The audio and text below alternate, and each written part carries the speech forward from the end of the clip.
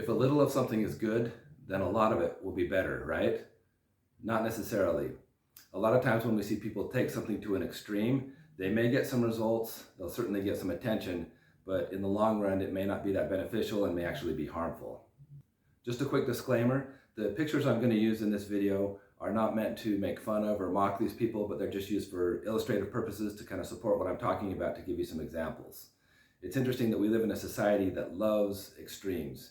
If you look in Hollywood, people like Christian Bale, you'll see someone that will totally transform their body over a couple years to get ready for a role.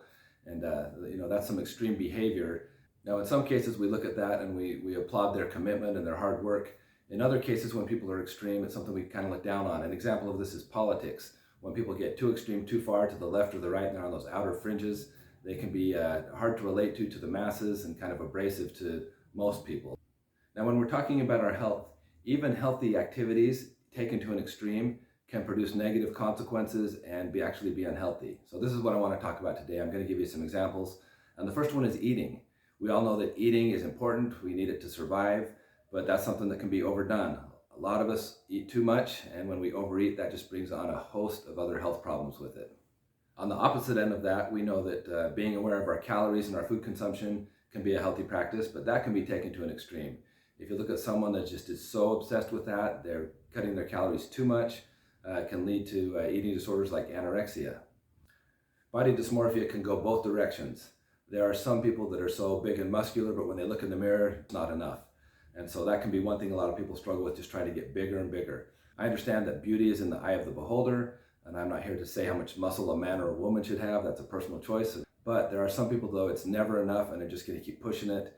And they'll do unhealthy practices like abuse performance-enhancing drugs. Some people will, shoot synthol into their muscles just to get that big, extreme look. Give him that look. He's got that look. Supplements can be beneficial if you have any nutritional deficiencies. I did a video about supplements some time ago. You should check that out. It's got some good information, some warnings about this billion-dollar industry.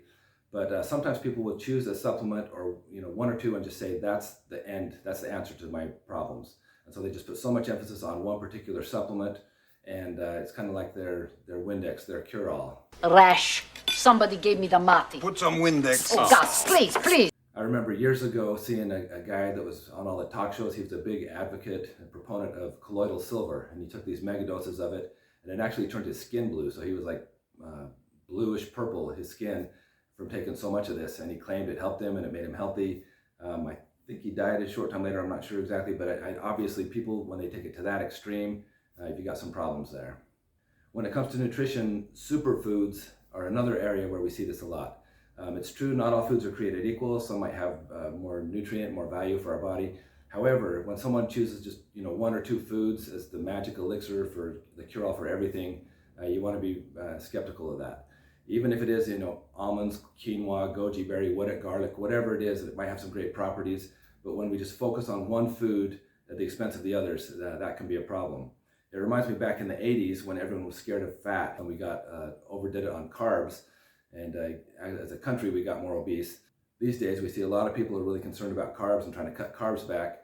It wouldn't surprise me in the near future if we've got people that are going to warn you against protein and how dangerous that can be. So it's amazing how these things are always changing. But don't get so focused on just one thing. I used to always do the analogy of a musician on a piano. He's going to do a concert and C sharp is his favorite note. And that's the bomb, that's where it's at. And so he's just going to keep hitting that one during the performance. I mean, you've got all this other great stuff here to use, but when you just harp on that one thing, you're not going to get the benefits. A couple of years ago, I came across a commercial that illustrates this example really well. Just going to show you a quick clip.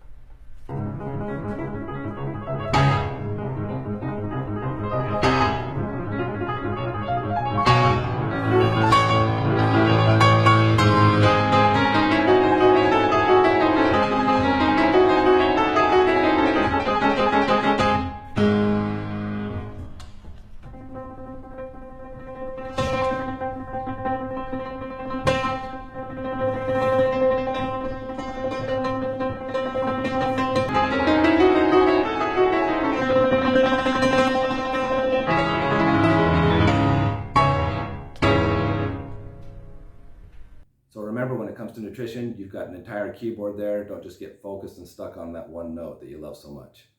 Another area we'll see this is with sunshine.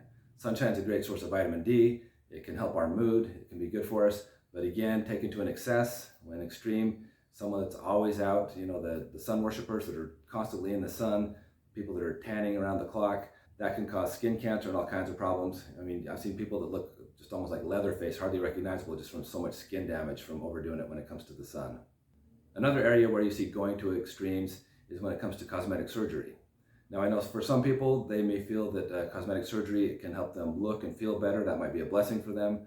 But sometimes when they start going crazy with it, I've seen Hollywood stars that have so many procedures done that you can hardly recognize them over the years. And some people that just get addicted to having procedures done, and it's never a good thing when they just take it to that extent. Last week I did a video about sleep. We know how important that is, but you can actually sleep too much too. You can take that to an extreme. Exercise is so beneficial and important, but you can exercise too much. Some people overtrain, they set themselves up for injury. So again, with these sort of things, even though they're important and they're good, anything can be taken to an extreme. It's a good thing to have healthy sanitation and hygiene habits. However, some people can take that to an extreme and they turn into germaphobes. Now, I will be the first to admit there are times when you do really need to kind of get extreme for something. I mean, look at an athlete, professional athlete, or an Olympian, or an entrepreneur, or someone that's just trying to accomplish a goal and putting everything in it. Their life might get out of balance for a little bit, but the thing to keep in mind, even when you're doing something like that, is there is a law of diminishing returns. If it comes to a certain point, you're putting in so much time and effort, and you're starting to get negative outcome from it, it can be counterproductive. So keep that in mind. As a general rule, when we get extreme with our fitness, I don't believe long-term that's a healthy habit to have. I've said this so many times before, but a great way to not get off track and get too extreme is if you practice balance, variety, and moderation. Now, I'm sure a lot of you are setting goals for the upcoming year. That's great. I hope you have success with your health and fitness goals. But one thing I would encourage you to do is remember, you don't have to go 100% beast mode every time you work out. You don't have to go to these extremes. So remember, use some common sense, and that along with hard work and consistency, you'll see some good results that way, and you won't get sidetracked doing these extreme things. Push the button. Do it.